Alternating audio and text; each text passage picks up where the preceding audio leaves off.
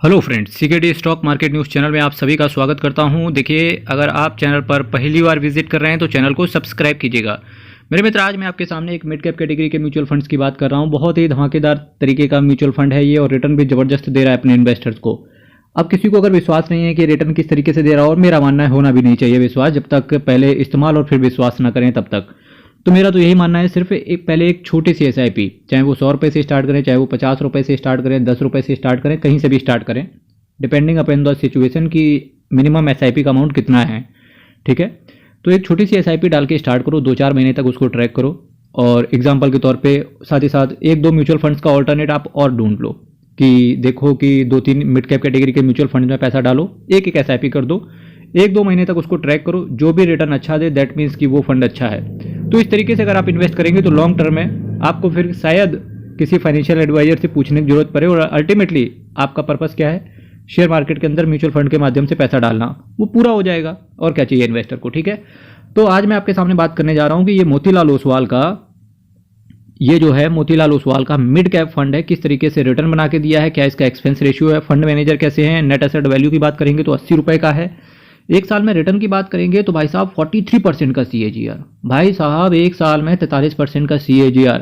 मेरे पास काफ़ी सारे कमेंट आते हैं लोगों को, मैं कमेंट भी देख रहा था, काफ़ी सारे लोगों ने क्रिटिसाइज भी किया इस म्यूचुअल फंड को, अरे क्या ही है मोतीलाल ओसवाल में तो जोमेटो का शेयर पड़ा हुआ है, कुछ इस संसार में बहुत सारे तरीके के लोग हैं, पर रिटर्न देखो, एक साल में 43% का CAGR इन्होंने इन्वेस्टर्स को डाल के दिया है। आसान नहीं होता है मेरे भाई। 3 साल में देखो 38% का CAGR, 5 साल में देखो 25% का CAGR, मैक्सिमम 23% का CAGR। चूंकि ये एक mutual fund mid cap category से आता है, पर हाँ, इस म्यूचुअल फंड ने ठोक के बोल सकता हूँ भाई साहब, रिटर्न जो है स्मॉल कैप कैटेगरी का इन्होंने बना के दिया है। ठीक है, इसके साथ साथ म्यूचुअल फंड के अंदर देखिए फ्लक्चुएशन तो शॉर्ट टर्म में आपको बहुत ज़्यादा मिलेगी, आपको लॉन्ग टर्म के लिए रुकना है, इस चीज़ पर आप ध्यान दें। वैल्यू रिसर्च ने इस म्यूचुअल फंड को 5 आउट ऑफ 5 रेट किया है, होना भी चाहिए यार, जब ऐसा तगड़ा रिटर्न इन्होंने बना के दिया है। मिड कैप कैटेगरी में तीसरे नंबर पर इसको रेटिंग मिली हुई है। और जब भी आप मिड कैप कैटेगरी के म्यूचुअल फंड्स की बात करते हो तो वहाँ पर राकेश शेट्टी, निकेश शाह साहब, मोतीलाल ओसवाल म्यूचुअल फंड के केस में, यानी कि मिड कैप कैटेगरी के क्षेत्र में ये फंड मैनेजर हैं। एब्सोल्यूट रिटर्न की बात करेंगे, 3 महीने में 15%, 6 महीने में 23%, 1 साल में 43%, 3 साल में 163% का रिटर्न, 5 साल में 214% का रिटर्न इन्होंने बना के दिया है। 10 साल का फिलहाल हमारे पास डेटा नहीं है, 1 महीने बाद 10 साल का भी डेटा हमारे पास आ जाएगा। और रिस्क म्यूचुअल फंड के अंदर आपका वेरिया रहता है। Motilal Oswal mid cap fund direct plan growth की चर्चा करके चल रहा था आपके सामने। 6,804 करोड़ का इसका एसेट साइज है, 0.66% का एक छोटा सा एक्सपेंस रेशियो है, 3.19% का एक छोटा सा कैश होल्ड करके चल रहे हैं।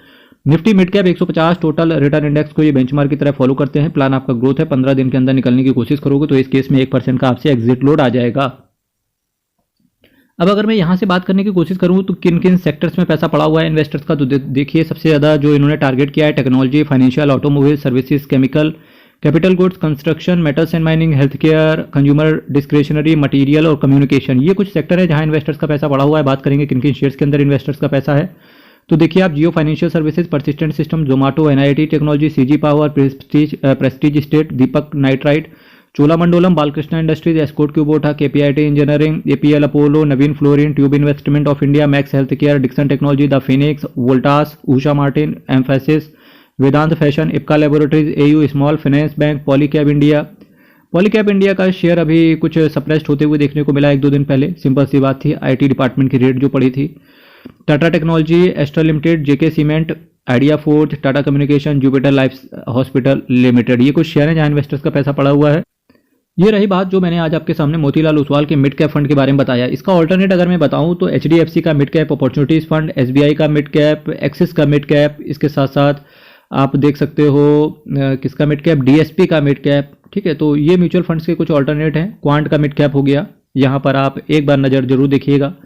और इन सभी म्यूचुअल फंड्स का जिसका भी मैंने फास्टैग मोड पे नाम बोला, सिंपल सी बात है, मेरी मल्टीबैगर म्यूचुअल फंड्स के नाम से प्लेलिस्ट पड़ी हुई है, आप उस प्लेलिस्ट को गो थ्रू कर जाओ, आपको सब कुछ मिल जाएगा।